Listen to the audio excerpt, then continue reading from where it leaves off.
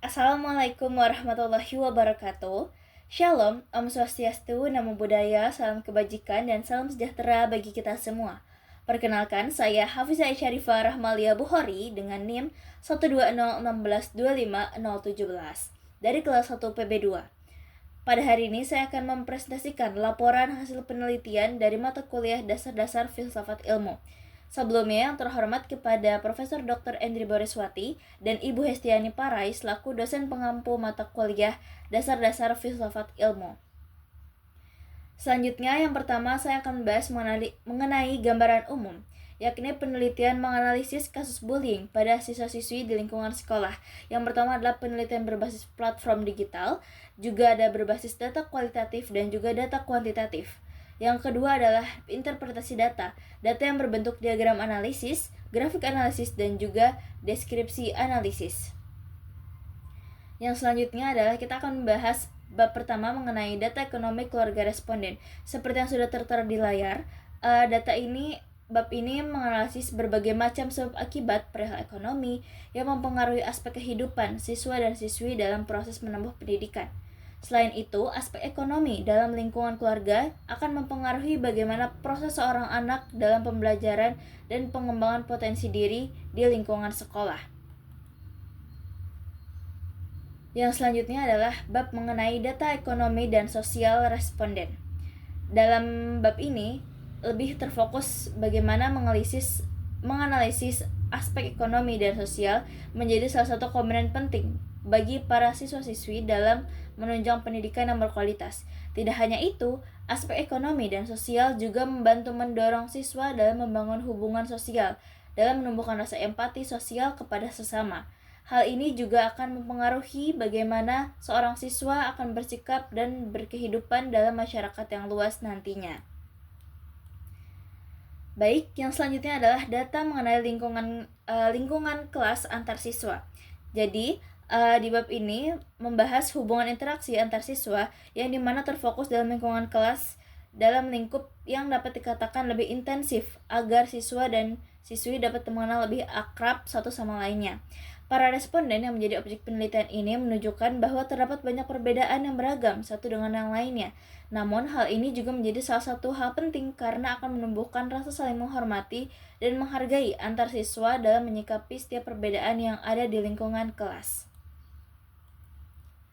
Yang selanjutnya adalah bab mengenai data hubungan interaksi antar siswa. Dalam bab ini terfokus kepada hasil olahan data yang menganalisis mengenai bagaimana pola interaksi yang dibentuk dan dirasakan oleh para siswa-siswi responden. Dapat diketahui bahwasannya mereka masih mengalami permasalahan dalam dunia pendidikan yang berkaitan langsung dengan proses pengembangan interaksi antar siswa. Oleh karena itu, pentingnya peran seorang guru dalam membantu siswa dan siswi untuk bijak dalam bersosialisasi, terutama untuk kehidupan bermasyarakat nanti. Baik, yang selanjutnya adalah data kasus bullying dalam lingkungan sekolah.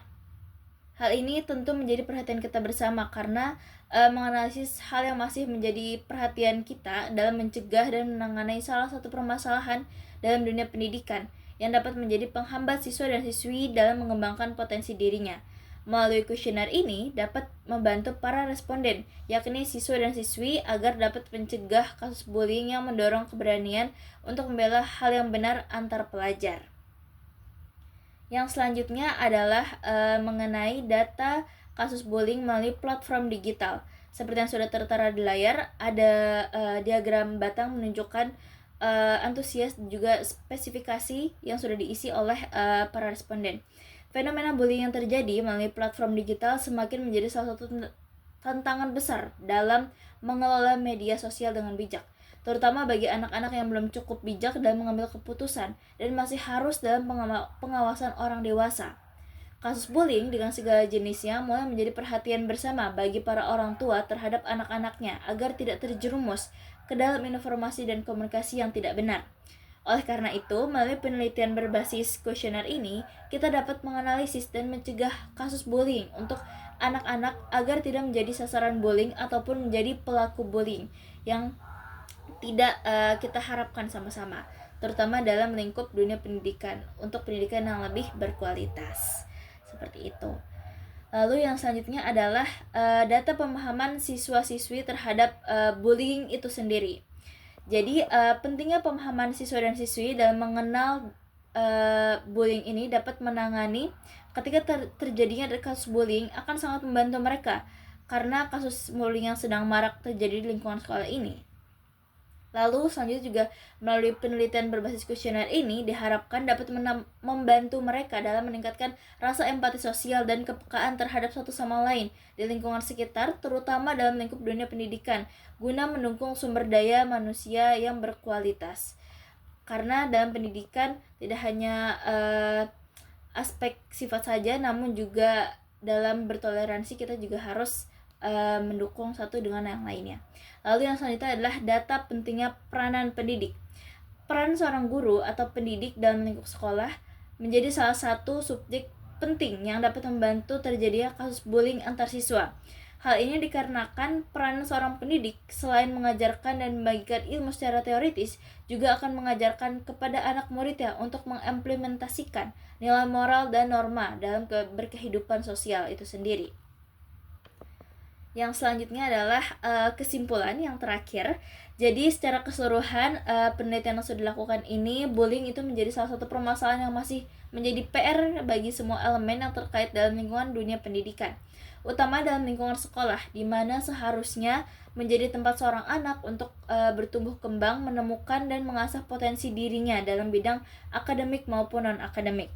Oleh karena itu, kita harus terus peduli akan kualitas pendidikan anak bangsa, baik sebagai masyarakat, tenaga pendidik, orang tua, atau bahkan pelajar yang sama-sama sedang menempuh ilmu untuk meningkatkan kualitas pendidikan bangsa di masa yang akan datang. Tentunya ini akan berpengaruh kepada generasi bangsa yang selanjutnya untuk menentukan kualitas pendidikan Indonesia apakah akan terus berlanjut atau tidak. Seperti itu mungkin sekian presentasi yang sudah saya lakukan pada hari ini. Terima kasih atas waktunya. Mohon maaf jika ada salah kata yang saya perbuat. Kurang lebih mohon maaf. Terima kasih dan sampai jumpa. Wassalamualaikum warahmatullahi wabarakatuh.